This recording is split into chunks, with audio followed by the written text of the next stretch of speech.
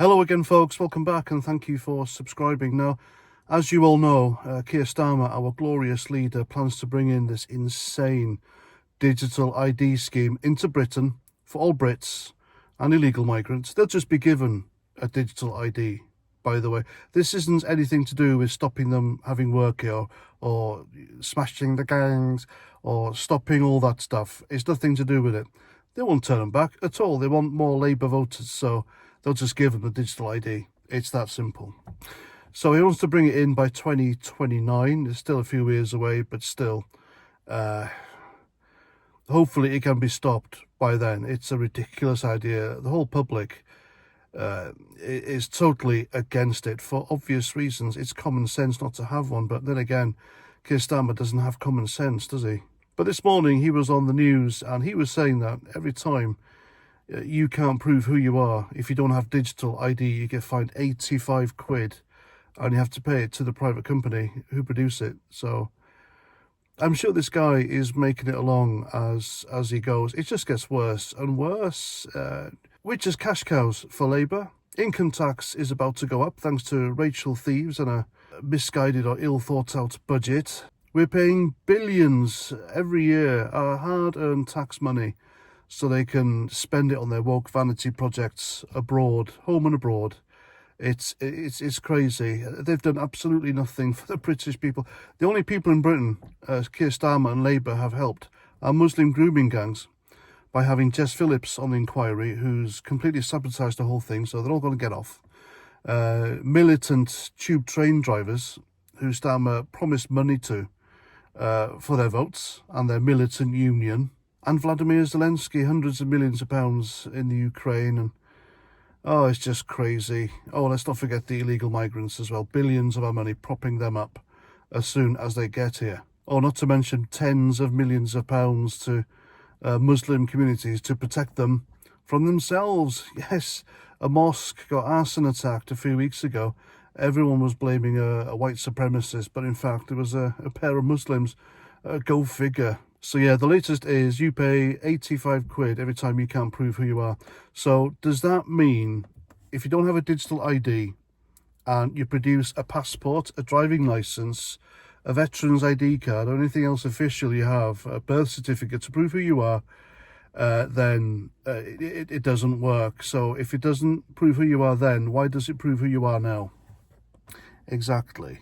He stood there and said the digital ID is an easier way for us all to identify ourselves and pay our bills. We can identify ourselves now using the documents I've just mentioned. You can pay your bills now using the documents I've just mentioned. It's easy. I'm telling you now, this digital ID thing will come in. It'll be screwed up. It'll have problems. It'll have bugs. It'll be hacked. Pensioners. If you're a pensioner and you're not getting your winter fuel allowance because of Keir Starmer, and you can't pay your bills or identify yourself because you haven't got digital ID, because you don't know technology, as all people do, including myself. I'm a technophobe. How are they going to have to pay 85 quid every time they can do it? I mean, they get less than that a week on a pension, our pensioners, and that's their money gone. They'll take it out of their bank accounts to pay for the fact they can't show their digital ID. Oh, we need a general election immediately and get these people out. We've had a by-election in Wales, in Caerphilly, I do believe. The Welsh people insanely voted in Plaid Cymru. Labour came in the bottom half of the table of voters. Hardly anyone voted for them. Reform came second, which says a lot. Now, Wales have been suicidal electorally for decades. They've always voted in either Plaid Cymru or Labour. I mean, look at the state of Wales now. I lived there for 18 years before I joined the army. It's a shithole. It's a hellhole. Hardly any jobs. Everyone's miserable and they hate the English. They blame English for everything, and the Brits. And that's because they voted Labour, a group of middle-class politicians who hate their own kind, in a nutshell, and have convinced the Welsh that the English are the cause of all their problems, and they can't get through in life because of the English, despite the fact there have been Welsh Prime Ministers. Lloyd George. Welsh can travel anywhere in the world with a British passport, but there we go.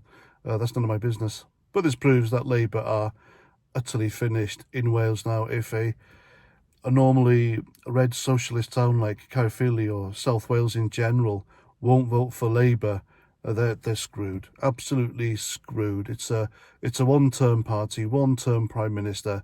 None of his policies are popular, and Labour haven't got rid of him yet. That's what it's going to take, folks. It's going to take an internal coup within the Labour Party to get rid of the fucker. And he won't stop at fines either. It'll be jail sentences, prosecutions, strikes against your name. Next thing you know, it'll be China all over again, over here. A social credit system where you won't be allowed to leave your house, get a job, pay your bills, use public transport, the NHS, because you haven't got digital ID. I mean, oh God, whatever next. Anyway, that's really wound me up first thing in the morning. I'll catch you guys later. Roger Trout.